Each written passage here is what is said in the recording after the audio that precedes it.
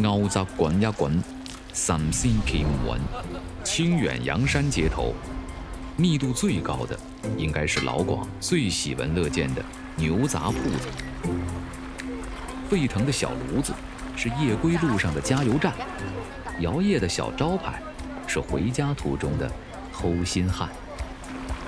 龚家三兄弟的父母也曾是无数忙碌身影中的一员。如今，往南200公里的广州体育西横街上，三兄弟的牛杂店在这里也开了起来。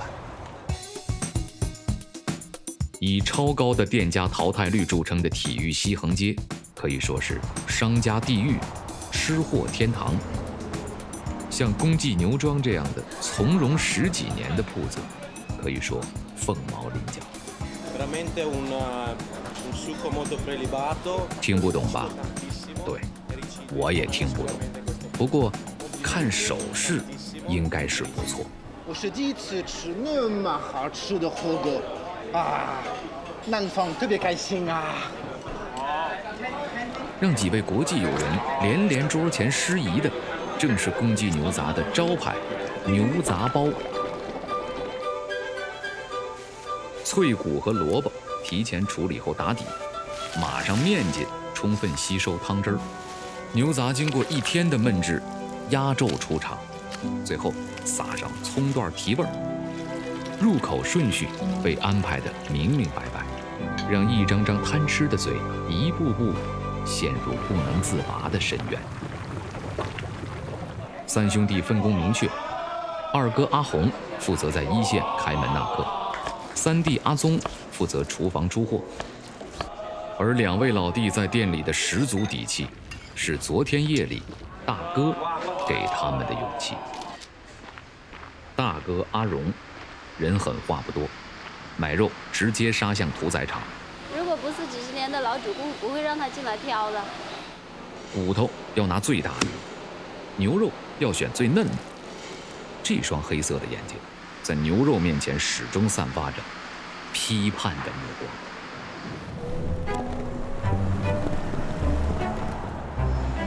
牛货清晨押送到店，三弟阿宗便抡开膀子开干。牛杂的处理工序十分繁复，牛肚洗净后除去肥油，入锅进行第1遍压制。记住这个不起眼的黄色粉末，这是公记牛杂的核心机密。这间常年上锁的铁皮房子，只有在调配秘料的时候才会打开。门口有恶犬把守。几十味中药组成的香料宇宙中，三兄弟唯一能透露的就是陈皮。打粉后下火去腥，能够充分融入汤里。平平无奇的陈皮在广东人手里也能幻化出千般变化。每天店里消耗上千斤牛杂，这本是阿宗的 KPI。 当时我在厨房里面已经觉得是怀疑人生。大哥心疼三弟，经常会到厨房帮忙。一家人之间做多做少无需计较。奶奶在世时100多岁，还时常料理牛杂视察工作。除了心疼孙子，这也是对家风的言传身教。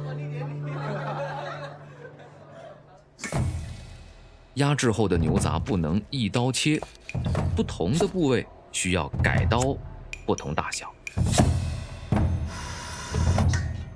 经过2遍压制的牛杂已经颇具卖相，最后一步便是加入足量的蒜末炒制，将蒜香滴入牛杂，加入秘制香料，这锅牛杂才算是完成了华丽的转身，静待有缘人。此时终于轮到配角登场。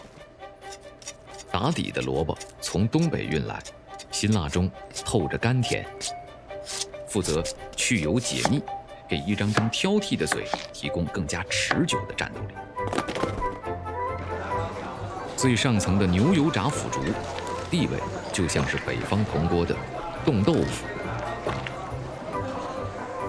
200多度的牛油，转身只在数秒，炸过的腐竹变得疏松多孔，可以充分吸附牛杂的汤汁，送入口中，可谓一本满足。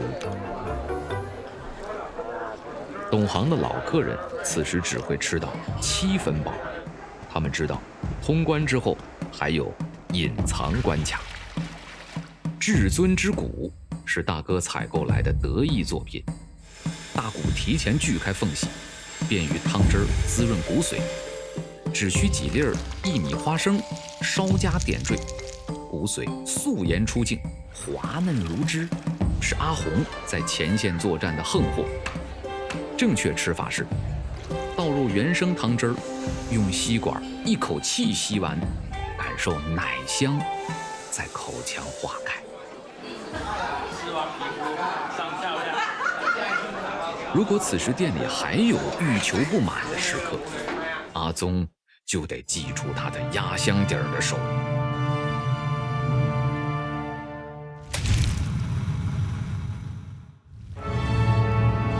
100斤以下的小牛杂不定时供应，能吃到你得有点运气。大火褪去牛毛，烤至焦香，只需稍加焖制，纤维细如发丝，嫩滑 Q 弹。阿宗忙完厨房的工作，也会到店里帮忙。10几年来，3兄弟分工不分家，兄弟间的感情最是无言。因为我们几兄弟一起是吃过苦的，就相当于是穿同一条裤子长大的啊。来到广州这个陌生的城市，也是兄弟之间大家互相的扶持，就互相的去一起做这个事情。3代人，从山村到县城，从县城到广州，这是家和万事兴的最好注脚。每到周末，兄弟3人会以家庭为单位，准时回到清远老家。老父亲不问世事，专心煮饭。4个小家庭同在一个屋檐下，靠的是相互体谅，讲的是以家为大。3兄弟怎么说呢？多个人嘛，多个开心嘛。在这样的一个氛围里面，我们更想我们的小孩子啊，也多聚在一起。对于龚家第4代来说，与牛杂纠缠在一起的家的味道，将会是他们一生的陪伴。也许在不久的将来，这个大家族的故事会在他们身上继续上演，那也会是食客们的口福。